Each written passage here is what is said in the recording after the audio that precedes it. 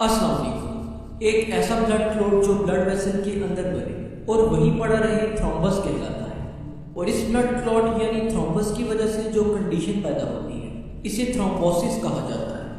تھرومبس کا ہماری blood vessel میں پڑے رہنا ہمارے سرکولیٹری سسٹم کے بلڈ فلو کو متاثر کرتا ہے۔ تو آئیے دیکھتے ہیں کہ تھرومبس ہماری بلڈ ویسل میں کیسے بنتا ہے۔ ہماری باڈی میں بلیڈنگ کے اگینسٹ پہلا line of defence blood clotting ہے۔ جب ہمیں کوئی زخم لگتا ہے تو ہمارا کلوٹنگ سسٹم زخم والی جگہ پر کلوٹ بنا کر بلڈ لاس کو روکتا ہے۔ زخم بھر جانے کے بعد عام طور پر یہ کلوٹ ٹوٹ کر ختم ہو جاتا ہے، لیکن بعض اوقات ہماری باڈی اس کلوٹ کو ڈیزالو کرنے میں ناکام ہو جاتی ہے، جس کی وجہ سے یہ بلڈ کلوٹ کا پیس ہماری بلڈ ویسل میں ہی رکا رہتا ہے اور تھرومبوسس کی بیماری پیدا کرتا ہے۔ تھرومبوسس کی 2 ٹائپس ہیں، آرٹیریل تھرومبوسس اور وینس تھرومبوسس۔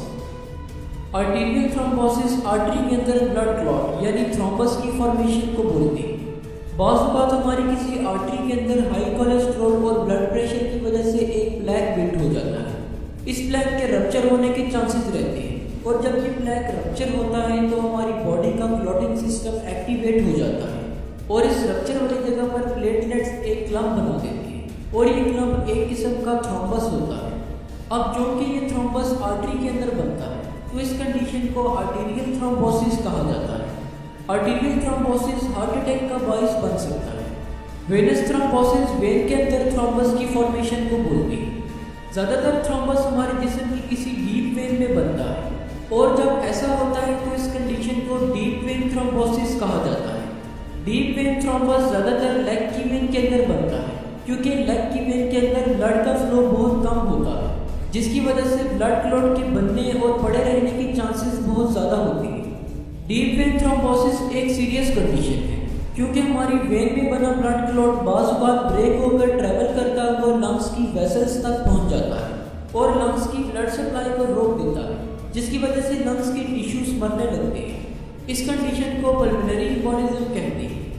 اگر ہم ڈیپ وین تھرومبوسس کے سمپٹمز کی بات کریں تو یہ یوزلی کسی ایک لیگ کی وین کے اندر ہوتا ہے، اور زیادہ تر اس کے سمپٹمز نہیں اپیئر ہوتے، مگر بعض اوقات کچھ سمپٹمز دیکھنے کو ملتے ہیں، جیسا کہ متاثر ٹانگ میں سوجن اور ریڈنس، ٹانگ کا گرم ہونا اور درد کرنا وغیرہ۔ اگر ہم تھرومبوسس کی پریونشنز پر بات کریں تو ہم کچھ ایکٹیویٹیز کے ذریعے تھرومبوسس کے رسک کو کم کر سکتے ہیں، جیسا کہ ایکسرسائز کرنا، سرجری یا زخم کے ہیل ہونے کے بعد جلد از جلد دوبارہ ایکٹیو ہونا، وزن کم کرنا، اسموکنگ کوئٹ کرنا، اور اس کے ساتھ ساتھ بلڈ پریشر، ڈائبٹیز اور کولیسٹرول لیول کو مینٹین کرنا۔